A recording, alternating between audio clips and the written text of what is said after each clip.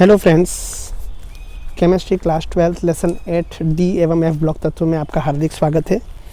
पिछले वीडियो में हमने डी ब्लॉक एलिमेंट्स का इंट्रोडक्शन, उसकी मुख्य विशेषताएं और फिर हमने विस्तार से इनकी प्रॉपर्टीज़ को देखना शुरू किया था, जिसमें हमने परमाणु त्रिज्या यानी एटॉमिक रेडियस, आयनिक त्रिज्या आयोनिक रेडियस और आयोनाइजेशन एंथैल्पी, आयनन एंथैल्पी के बारे में विस्तार से पढ़ा था।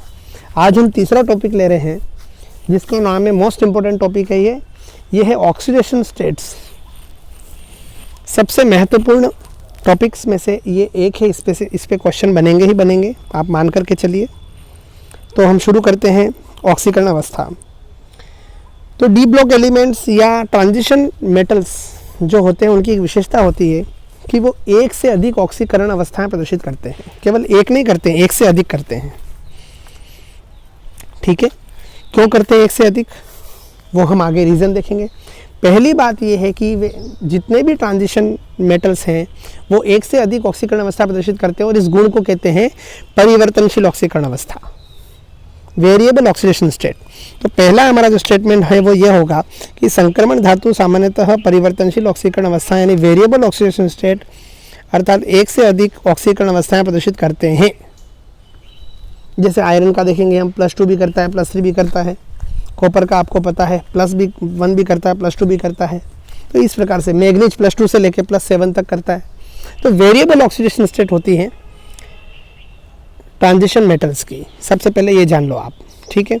दूसरा ये है कि रीज़न हमको जानना आवश्यक है कि ये ऐसा क्यों करते हैं। ठीक है, तो हम जानते हैं संयोजकता या ऑक्सीकरण अवस्था किस कारण से होती है, आउटर मोस्ट शेल के कारण होती है। बाह्यतम कोश, बाह्यतम कोश कौन सा है, 4s। उसके अंदर का कोश कौन सा है, 3d। ठीक है, हम 3d सीरीज की बात कर रहे हैं ना। तो आपके जो 12th में कोर्स में है वो फर्स्ट ट्रांजिशन सीरीज ही है, 3d श्रेणी ही है, बाकी आपके BSc में है। ठीक है, तो हम यहाँ केवल 3d सीरीज की बात कर रहे हैं, स्कैंडियम 21 से लेके जिंक 30 तक, परमाणु क्रमांक 30 तक। ठीक है, तो बाह्यतम कोश आपका 4s है, लेकिन 4s कक्षक और आंतरिक 3d कक्षक हम जानते हैं भरते समय पहले 4s में भरते हैं, फिर 3d में भरते हैं, लेकिन निकलते समय तो 4s से पहले निकलेंगे, जो बाहर रहेगा उससे पहले निकलेंगे।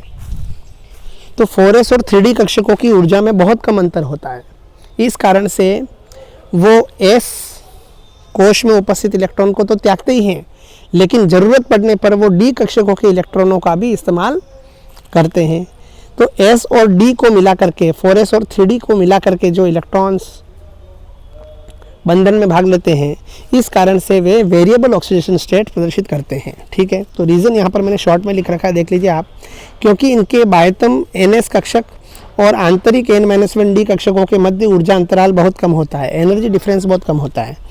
अतः बंध बनाने में ns कक्षक के साथ आंतरिक n-1d कक्षक के इलेक्ट्रॉन भी भाग लेते हैं।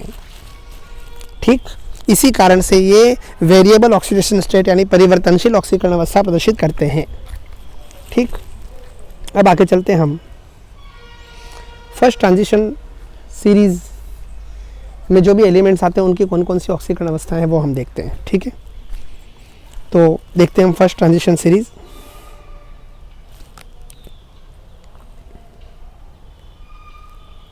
हम जानते हैं प्रथम संक्रमण श्रेणी परमाणु क्रमांक 21 से लेकर परमाणु क्रमांक 30 तक है, स्कैंडियम से लेकर जिंक तक। ठीक है, तो देखिए आप स्कैंडियम से जिंक तक ऑक्सीकरण अवस्था कैसे है, आप देखिए। ऑक्सीकरण अवस्था स्कैंडियम की +3, टाइटेनियम की +2 +3 +4, वेनेडियम की +2 +3 +4 +5, क्रोमियम की +1 +2 +3 +4 +5 +6, मैग्नीज +2 +3 +4 +5 +6 +7, आयरन +2 +3 +4 +5 +6, कोबाल्ट +2 +3 +4, निकल +2 +3 +4, कॉपर +1 +2 और जिंक +2।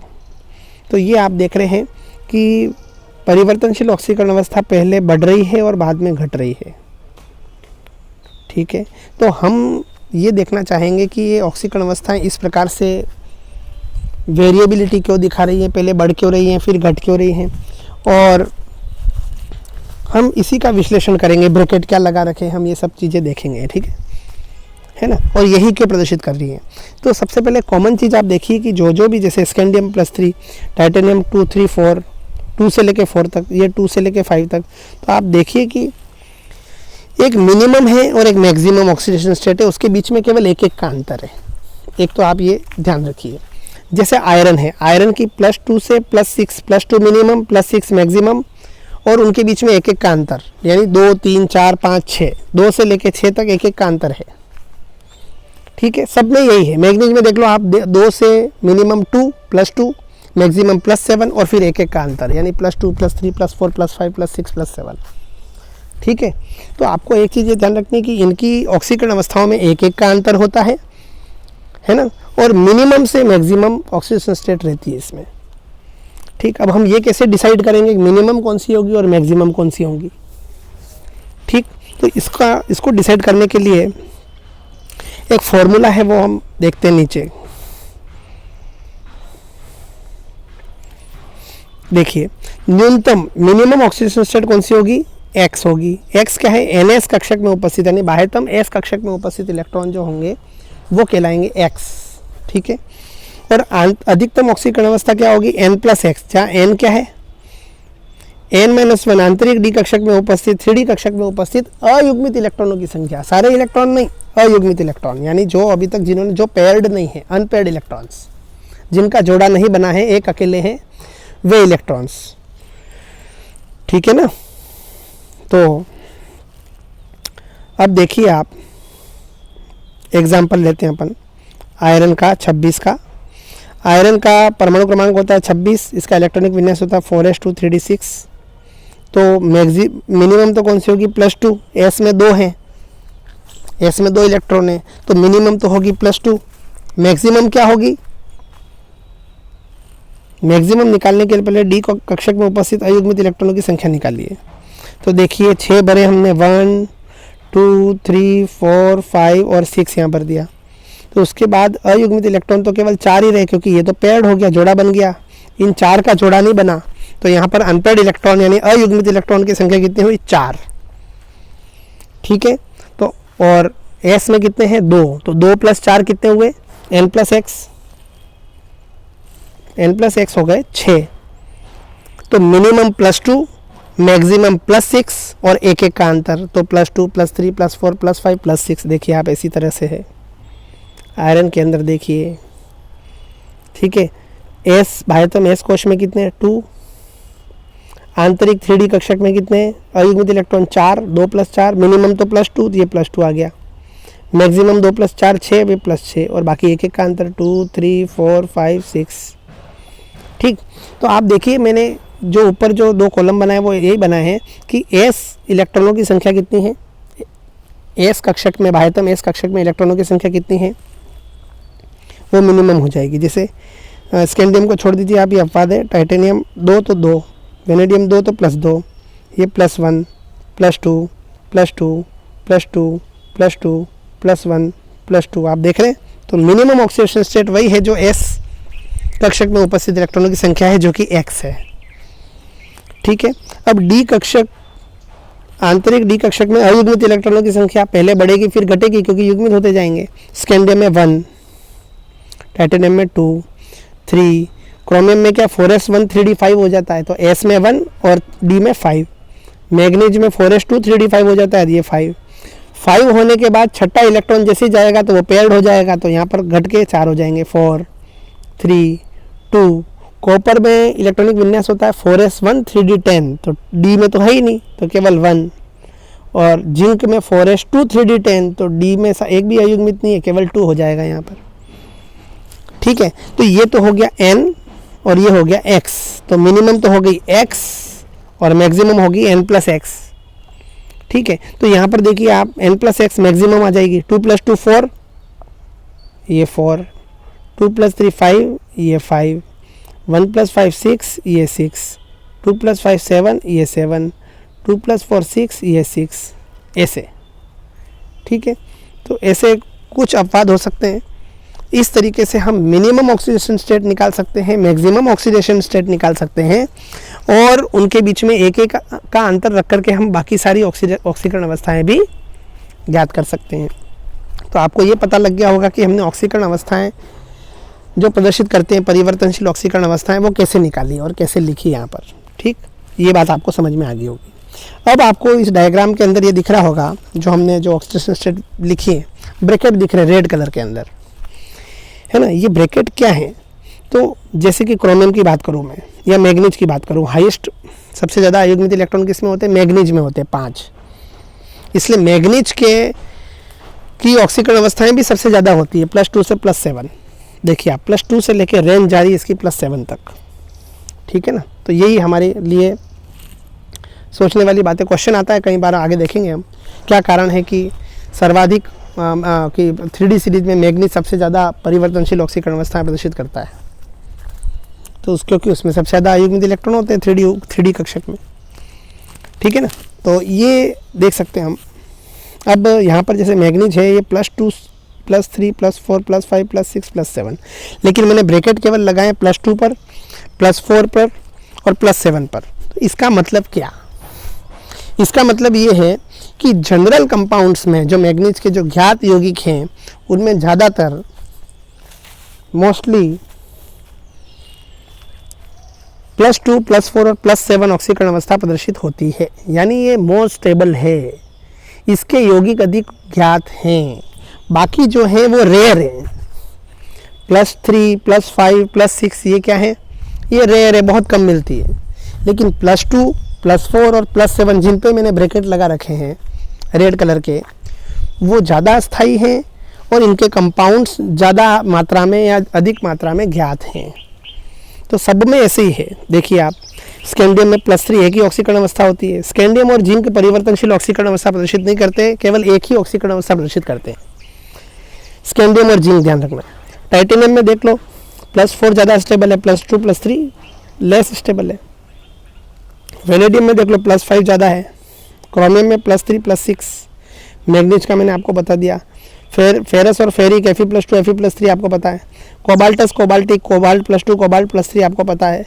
निकल +2 के यौगिक ज़्यादातर ज्ञात हैं। कॉपर में भी कॉपर +2 ज़्यादा स्टेबल है।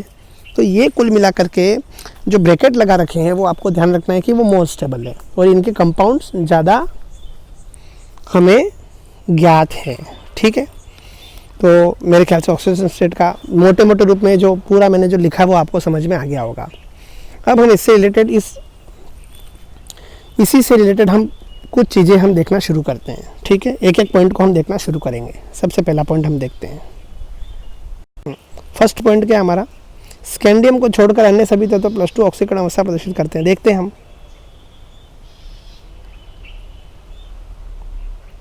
ये देखिए आप, स्कैंडियम +3 कर रहा है, बाकी सब के अंदर देखो आप +2 +2 ये +2 +2 +2 +2 +2 +2 और +2। मैंने कहा ना आपको, चेक कर लीजिए आप, कोई भी बात कहने से सत्य नहीं हो जाती। आप इस सारणी को देखिए और इस सारणी से पता लगाइए कि हम जो लिख रहे हैं तथ्य वो सही है कि नहीं। बिल्कुल सही है। स्कैंडियम केवल +2 ऑक्सीकरण अवस्था प्रदर्शित नहीं करता, बाकी सभी एलिमेंट्स +2 ऑक्सीकरण अवस्था प्रदर्शित करते हैं, ठीक। अगला बिंदु, नेक्स्ट पॉइंट, स्कैंडियम एवं जिंक परिवर्तनशील ऑक्सीकरण अवस्था नहीं दर्शाते हैं। स्कैंडियम केवल +3 और जिंक केवल +2 ऑक्सीकरण अवस्था प्रदर्शित करते हैं। मैंने आपको ये पहले ही बताया, स्कैंडियम और जिंक अपवाद है। स्कैंडियम केवल +3 बताता है ऑक्सीकरण अवस्था और जिंक केवल +2, इससे ज़्यादा नहीं। बाकी सभी इन दोनों को छोड़ करके जितने भी एलिमेंट्स हैं वो एक से ज़्यादा ऑक्सीकरण अवस्था प्रदर्शित करते हैं, ठीक। अब देखते हैं हम, हाँ, अब ऐसा क्यों होता है उसका रीज़न मैंने नीचे दे रखा है। स्कैंडियम +3 जो होता है उसका विन्यास ऑर्गन के समान हो जाता है, यानी अक्रिय गैस संरचना हो जाती है उसकी, इसलिए मोर स्टेबल है। इसलिए कोशिश करेगा कि तीनों इलेक्ट्रॉन त्याग दें, इसलिए ये +3 ऑक्सीकरण अवस्था प्रदर्शित करता है। जिंक +2 के अंदर ऑर्गन 3D10, इसमें भी D कक्षक पूरा भरा हुआ है। इसको बोलते हैं स्यूडो इनर्ट गैस स्ट्रक्चर, है ना, आभासी अक्रिय गैस संरचना। तो इसमें इसी कारण से ये जिंक +2 भी स्टेबल होगा, स्टेबल कॉन्फ़िगरेशन है। तो स्कैंडियम तो +3 और जिंक +2 ऑक्सीकरण अवस्था स्थायी इलेक्ट्रॉनिक विन्यास के कारण प्रदर्शित करते हैं। सामान्यतः क्रोमियम और कॉपर को छोड़कर अन्य संक्रमण तत्व +1 ऑक्सीकरण अवस्था प्रदर्शित नहीं करते। देखिए आप, ऐसा क्यों होता है? +1 ऑक्सीकरण अवस्था कौन है? एक तो कॉपर और क्रोमियम। आप जानते हैं क्रोमियम और कॉपर दोनों ऑफ-बोर्न नियम के अपवाद हैं। क्रोमियम का इलेक्ट्रॉनिक विन्यास होता है 4s1 3d5, यानी s में केवल एक इलेक्ट्रॉन है। देखो, कॉपर का होता है 4s1 3d10। तो इनके चूंकि s कक्षक में एक ही इलेक्ट्रॉन है, इसलिए इनकी मिनिमम ऑक्सीकरण अवस्था, न्यूनतम ऑक्सीकरण अवस्था, मिनिमम ऑक्सीडेशन स्टेट +1 से शुरू होगी। इसी कारण क्रोमियम और कॉपर जो हैं वो +1 ऑक्सीकरण अवस्था प्रदर्शित करते हैं, बाकी अन्य तत्व नहीं करते हैं। ठीक है,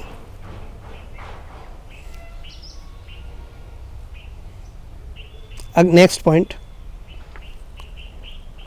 नेक्स्ट पॉइंट मैंने आपको पहले बता दिया कि n-1d कक्षक में अयुग्मित इलेक्ट्रॉनों की संख्या बढ़ने के साथ साथ ऑक्सीकरण अवस्था उच्च होती जाती है। तो स्कैंडियम से लेकर मैग्नीज तक अनपेड इलेक्ट्रॉन्स 1 से लेकर 5 तक बढ़ते हैं, तो मैग्नीज तक हाईएस्ट होती है। अतः D5 विन्यास के कारण मैग्नीज की उच्चतम ऑक्सीकरण अवस्था +7 होती है। ये अपन ने पहले देख लिया। मैग्नीज के बाद अयुग्मित इलेक्ट्रॉनों की संख्या कम होती जाती है, जिससे अधिक नाभिकीय आवेश के कारण इलेक्ट्रॉनों का निष्कासन सरल नहीं होता। देखिए, जैसे जैसे इलेक्ट्रॉन अपन निकालते जाएंगे वैसे वैसे पहले से दूसरा इलेक्ट्रॉन निकालना कठिन है, दूसरे से तीसरा इलेक्ट्रॉन निकालना कठिन है, तीसरे से चौथा। आया समझ में? तो हाईएस्ट ऑक्सीडेशन स्टेट को निकालना तो बहुत ही कठिन है। इसी कारण से ऑक्सीकरण अवस्थाओं की संख्या कम होती जाती है। तो जैसे जैसे अयुग्मित इलेक्ट्रॉन कम होते जाएंगे वैसे वैसे ऑक्सीकरण अवस्थाओं की संख्या भी कम होती जाएगी। सीधी सी बात है। ठीक है,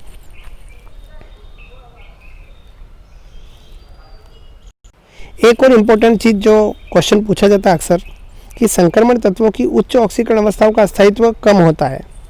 वो मैंने आपको कारण बता दिया कि हायर ऑक्सीडेशन स्टेट +4 के बाद, +3 के बाद ही कह सकते हो आप, +4, +5, +6, +7, ये उच्च ऑक्सीकरण अवस्थाएं ये बहुत कम पाई जाती है। बहुत कम क्यों पाई जाती है? मैंने आपको पहले ही बताया कि ये इजीली ऑक्सीडाइज नहीं होती। पहला इलेक्ट्रॉन निकलना सरल है, दूसरा इलेक्ट्रॉन निकलना उससे भी सरल है। आप देखो, जब केमिस्ट्री पढ़ते हो तो आपको पहला पार्ट इजीली याद हो जाता है, दूसरा पार्ट याद करना, दोनों को याद करना थोड़ा कठिन है, तीसरा तीनों को याद करना थोड़ा और कठिन है। जैसे जैसे पार्टों की संख्या बढ़ाते जाओगे आपका याद रखना कठिन होता जाएगा। तो इलेक्ट्रॉन भी आपके जैसे जैसे निकालते जाओगे तो वो आयन छोटा होता जाएगा, आकर्षण बढ़ेगा, तो अब उसको निकालने के लिए बहुत ज़्यादा एनर्जी लगानी पड़ेगी, है ना। इसीलिए उनका स्थायित्व, स्टेबिलिटी कम है। और जो स्टेबिलिटी है थोड़ी बहुत, वो भी केवल फ्लोरीन और ऑक्सीजन के यौगिकों में ही है। यानी जो संक्रमण मेटल्स की, संक्रमण धातुओं की उच्च ऑक्सीकरण अवस्था पाई जाती है वो केवल फ्लोरीन और ऑक्सीजन के यौगिकों में ही पाई जाती है। तो ये भी क्वेश्चन पूछा जाता है, ऐसा क्यों? ऐसा इसलिए क्योंकि फ्लोरीन और ऑक्सीजन ऐसे एटम हैं, ऐसे परमाणु हैं जिनका आकार छोटा होता है और इलेक्ट्रोनेगेटिविटी यानी विद्युत ऋणता बहुत ज़्यादा होती है, उच्च होती है। इलेक्ट्रॉन को ग्रहण करने की क्षमता ज़्यादा होती है। तो ये किसी भी मेटल को हायर ऑक्सीडेशन स्टेट तक ऑक्सीडाइज कर सकते हैं, यानी बहुत अच्छे ऑक्सीकारक हैं, स्ट्रॉन्ग ऑक्सीडेंट है। तो बहुत प्रबल ऑक्सीकारक प्रवृत्ति होने के कारण फ्लोरीन और ऑक्सीजन, और आपको पता है इलेक्ट्रोनेगेटिविटी में हाईएस्ट इलेक्ट्रोनेगेटिविटी होती है फ्लोरीन की और सेकंड नंबर पर होती है ऑक्सीजन की। इसीलिए ये दोनों जो एलिमेंट है फ्लोरीन और ऑक्सीजन, इनके यौगिकों में ही, इनके साथ ही संक्रमण धातु उच्च ऑक्सीकरण अवस्था वाले यौगिक बनाते हैं, अन्य के साथ नहीं बना पाते। अन्य में इतनी क्षमता नहीं है कि वो उसको ऑक्सीडाइज कर सके, संक्रमण धातु को उसकी हाईएस्ट ऑक्सीडेशन स्टेट तक वो ऑक्सीडाइज कर सके, इतना उनमें क्षमता नहीं है। ठीक है,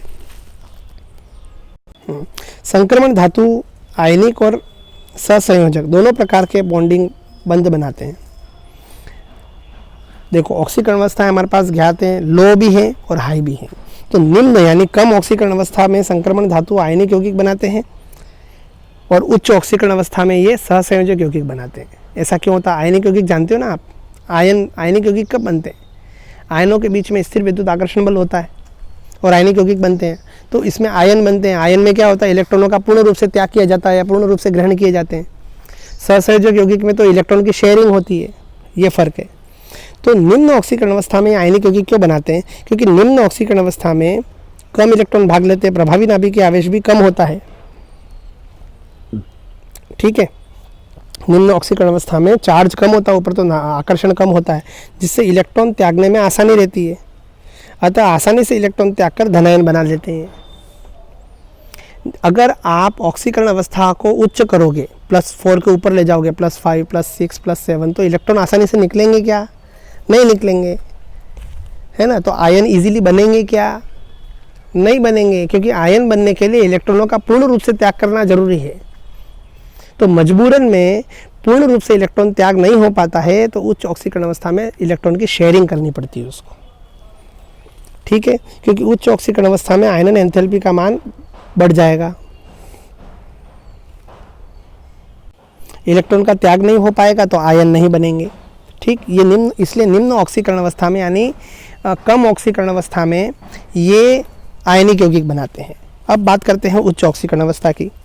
तो हायर ऑक्सीडेशन स्टेट में ट्रांजिशन मेटल्स सहसंयोजक बंध बनाते हैं, क्योंकि इसमें अधिक इलेक्ट्रॉन भाग लेते हैं, प्रभावी नाभिकीय आवेश अधिक होता है, जिससे इलेक्ट्रॉन त्याग नहीं पाते, तो उनको मजबूरन शेयरिंग करनी पड़ती, साझा करना पड़ता है। और जहाँ पर भी इलेक्ट्रॉन का साझा होता है वो क्या कहलाते हैं? वहाँ कौन सा बॉन्ड बनता है? कोवैलेंट बॉन्ड बनता है, ठीक है। चलो एग्जांपल ले लेते हैं। MnO4- में मैग्नीज की ऑक्सीकरण अवस्था है +7, यानी उच्च है, इसलिए मैग्नीज और ऑक्सीजन के बीच जितने भी बंध बन रहे हैं वो सारे क्या हैं? कोवैलेंट बॉन्ड है, ठीक। इसको हम शॉर्ट में देखते हैं।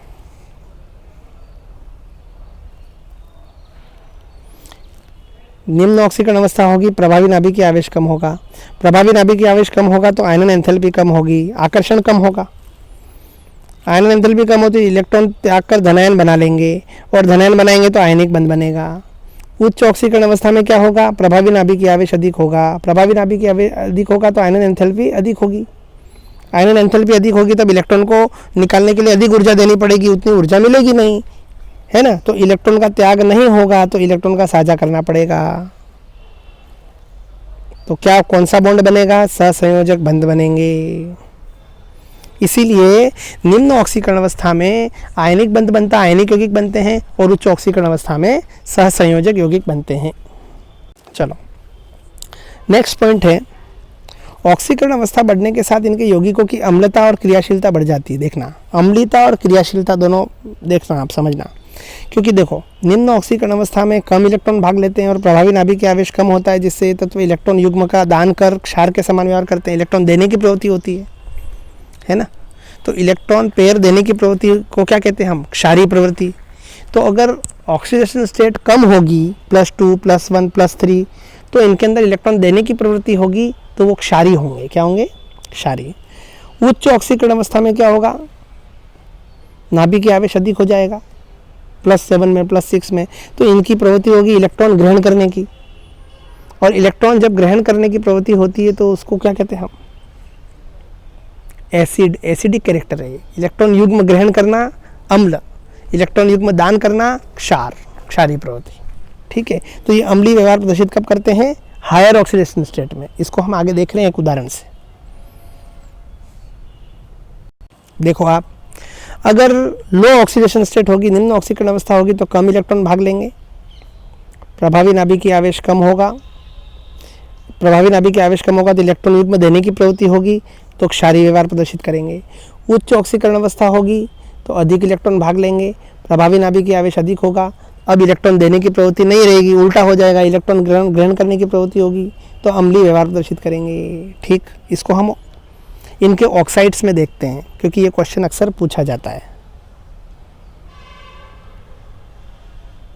देखो आप, टाइटेनियम ये TiO, VO, MnO, इन सब में ऑक्सीडेशन स्टेट है +2, Ti2O3, V2O3 इसमें है +3, MnO2 में +4, CrO3, MnO3 में +6, Mn2O7 में +7, ठीक है। तो अगर हम अम्लीय और क्षारीय प्रवृत्ति की तुलना करें तो देखिए, जिन जिन में +2 है उनकी प्रवृत्ति एक क्षारीय प्रवृत्ति। +3 पे आए तो उभयधर्मी, यानी उभयधर्मी का मतलब एम्फोटेरिक, यानी एसिड और बेस दोनों की तरह व्यवहार करते हैं। +4 भी उभयधर्मी, +6 में अम्लीय, +7 में अम्लीय। मैंने नीचे आपको समझा भी रखा है कि जैसे जैसे हम इधर जाते हैं ऑक्सीकरण अवस्था बढ़ रही है, ऑक्सीकरण अवस्था बढ़ रही है तो अम्लीय प्रवृत्ति बढ़ रही है और क्षारीय प्रवृत्ति घट रही है, ठीक, तो ये आपको ध्यान रखना है।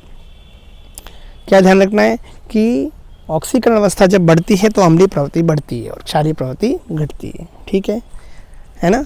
और ऑक्सीकरण अवस्था जब बढ़ती है तो सहसंयोजक बंध बनाने की प्रवृत्ति बढ़ती है और आयनिक बंध बनाने की प्रवृत्ति कम होती है। चलो एक और इंटरेस्टिंग बात हम आगे कर लेते हैं, इसी पे क्वेश्चन बनेगा।